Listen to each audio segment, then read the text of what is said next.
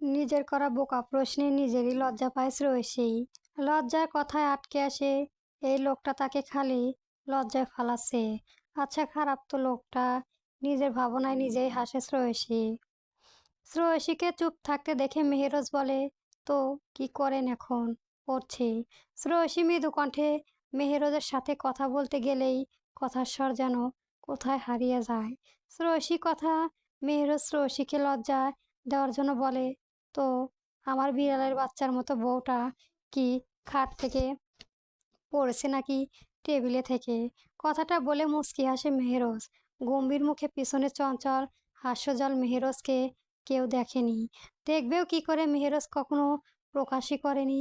মেহেরজের বউ সম্বোধন করায় ফোনের ওপাশ থাকা শ্রেয়সী যেন জমে যায়। গায়ে পশমগুলো সব দাঁড়িয়ে যায়। সবই বললেও কিছুই হয় না, কিন্তু এই লোক বলাতেই এমন হচ্ছে কেন? শ্রেয়সী নিজেকে জানাতে চাইলেও তবে পারল না। শান্ত ক্ষীণ আওয়াজে বলল, বই পড়ছিলাম। ও আচ্ছা, বউ খাইছো? শ্রেয়সী এবার হৃৎস্পন্দনের গতি হারালো। এই লোক সকাল সকাল এমন করছে কেন? আর তারই বা এমন হচ্ছে কেন? শ্রেয়সীকে চুপ থাকতে দেখে মেহেরুজ বুঝে ফেলল শ্রেয়সী লজ্জা পাওয়ার কথা। তাই শ্রেয়সীকে বলল, থাকার লজ্জা পেতে হবে না। আমার বাড়িতে আসার পর তখন লজ্জা পাইয়ে আমি আরো লজ্জা দেবনি। এখন বলেন খাইছেন সকালে?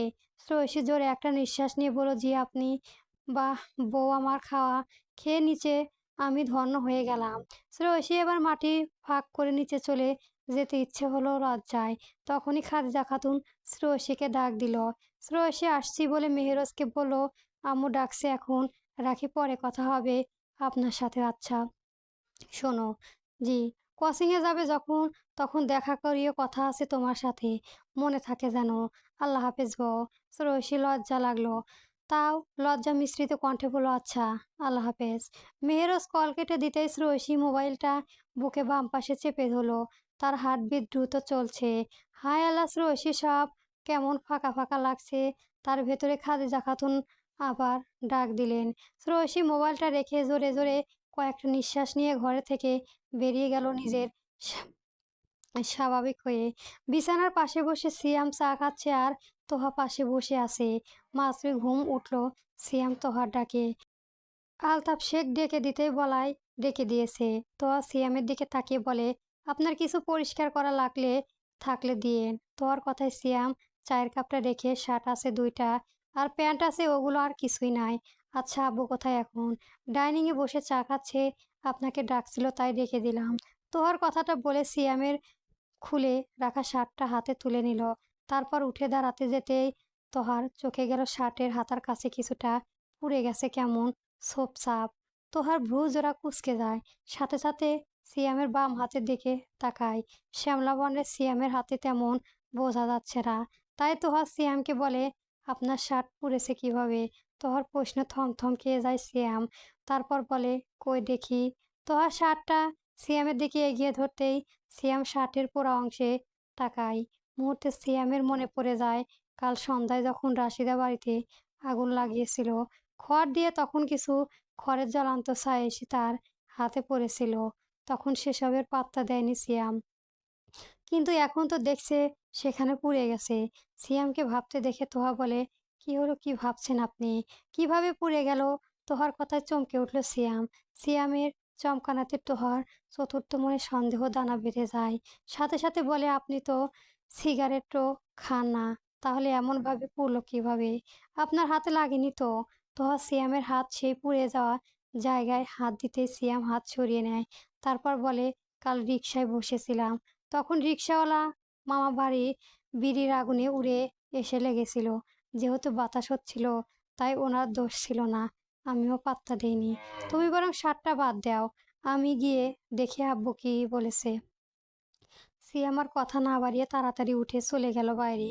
সিয়াম ইচ্ছে করে গেছে, কারণ তোহা এখন নানান প্রশ্ন করবে, আর সে উত্তর দিতে না পারলে তোহা যদি অন্য কিছু সন্দেহ করে, বিশেষ করে সে কোন কাজে গিয়েছিল, কোথায় থেকেছে, এসব। কিন্তু এখন চলে গেলে তোহা আর এইসব প্রশ্ন নিয়ে ঘাটবে না। অনেক সরল সোজা মেয়েটা, তাই তো সিয়াম তোহাকে প্রচণ্ড ভালোবাসে। সিয়ামের চলে যাওয়ার দিকেই তোহা একদৃষ্টিতে তাকিয়ে থাকে। সিয়াম চোখের সামনে থেকে অদৃশ্য হতেই তোহার মুখে রহস্যের ঘোরা হাসি ফুটে উঠল। তোহা তাড়াতাড়ি গিয়ে ভেতর থেকে দরজা লক করে দেয় ভেতর থেকে।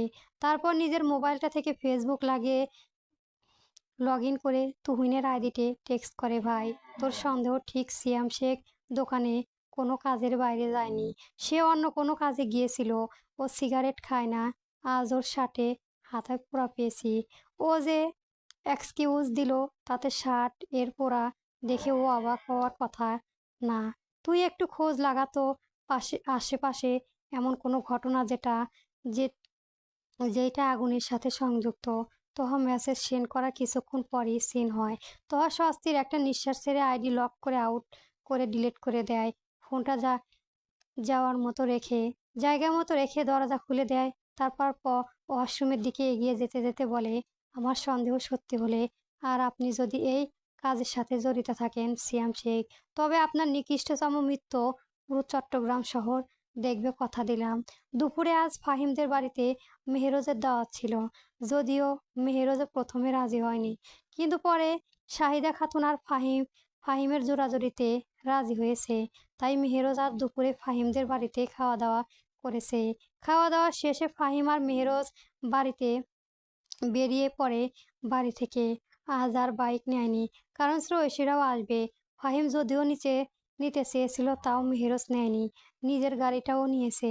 মেহেরোজ গাড়ি চালাচ্ছে আর ফাহিম পাশে সিটে বসে বসে বক বক করেই যাচ্ছে। মেহেরোজ একবার চুপ থাকতে বললেও ফাহিম সেদিকে ভাবান্তর হলো না। নিজের মতো বক বক করে যাচ্ছে আর মেহেরোজ কিছুক্ষণ পর পর হু হু করছে। বেশ কিছুক্ষণ পর মেহেরোজ গাড়ি নিয়ে এসে থামলো একটু ফুলের দোকানের সামনে। ফাহিম মেহেরোজকে গাড়ি থামাতে দেখে বলল, কি হলো, গাড়ি থামালি কেন? ফাহিমের কথায় কোনো উত্তর না দিয়ে মেহেরোজ গাড়ি থেকে নেমে যায়। বেশ কিছুক্ষণ পর ফিরে আসে, হাতে একটা ফ্লাওয়ার বুকে আর খোলা দুটো লাল টকটকে গোলাপ আর দুটো বেলি ফুলের মালা। মেহেরোজ একটা গোলাপ আর একটা মালা ফাহিমের দিকে এগিয়ে দিয়ে বাকিগুলো পেছনের সিটে সাবধানে রাখলো। তারপর ফাহিমের দিকে তাকিয়ে বলল, নিয়ে এবার নিজের সেটিংসটাও ঠিক করে নিস।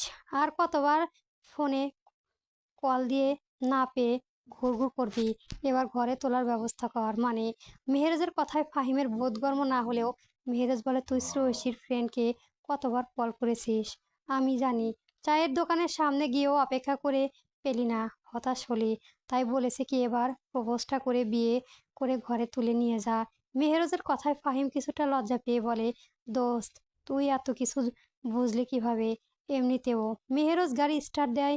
মেহেরজের পরনে স্কাই ব্লু রঙের একটা দামি পাঞ্জাবি, সাদা পায়জামা, হাতে রিল্যাক্সের ঘড়ি, পায়ে শু, চুলগুলো সেট করা সুন্দর করে, দেখতে বেশ ড্যাশিং লাগছে ওকে। মেহেরজ সামনে চোখ রেখে গাড়ি চালাতে চালাতে বলে, শুনেছি মেয়েরা বেলিয়ার গোলাপ পছন্দ করে। তুই যেহেতু আমার এত বড় উপকার করলি, তাই আমিও চাই আজকের এই ফুল দিয়ে তুই ওকে তোর ভালোবাসার কথা জানিয়ে দিবি। বাকিটুকু আমি দেখে নেব কিভাবে। মেহেরজ এবার চোখ শাড়ু করে বলল, কিভাবে সেটা জানা জরুরি নাকি? মেয়েটাকে তুই নিজের করে পাওয়া জরুরি। নিজের করে পাওয়া? তাহলে চুপ থাক, যা বলছে তাই কর, আজকে যেন সব হয়ে যায়। মেহেরজ আর কথা বাড়ালো না। ফাহিম ভাবনায় ডুবে গেল। এবার এতদিন না হয় ইরুকে ভয় দেখিয়ে কথা বলতো, কিন্তু তার ভালোবাসা কি ইরু রাজ হবে? তাকে কি ভালোবাসবে মেয়েটা? ফাহিমের বুক দিক দিক করছে। ইতিমধ্যে নির্ধারিত সময় পেরিয়ে 20 মিনিট লেট হয়ে গেছে। আজকেও যদি কালকের মতো ইরু না আসে তখন কি হবে? এই প্ল্যানিংয়ে এরই মাঝে মেহেরজের গাড়ি ঘুরে গাড়ির রাস্তায় ঢুকতে দেখতে পায় চায়ের দোকানের পাশে দুজন মেয়ে দাঁড়িয়ে আছে। মেহেরজের ঠোঁটের হাসি খেলে যায়। গাড়ি স্পিড বাড়িয়ে কিছুক্ষণের মাঝে চায়ের দোকানের সামনে এসে গাড়ি থামায় মেহেরজ। জানালার কাছ নামিয়ে তাকায় তার অর্ধাঙ্গিনীর প্রাণে। পরবর্তী গল্প পেতে আমার চ্যানেলটি সবার আগে সাবস্ক্রাইব করে রাখবেন। ধন্যবাদ। গল্পটি কেমন হয়েছে অবশ্যই কমেন্ট বক্সে জানাবেন। গল্প লেফটেন্যান্ট মেহেরজ মির্জা চলবে।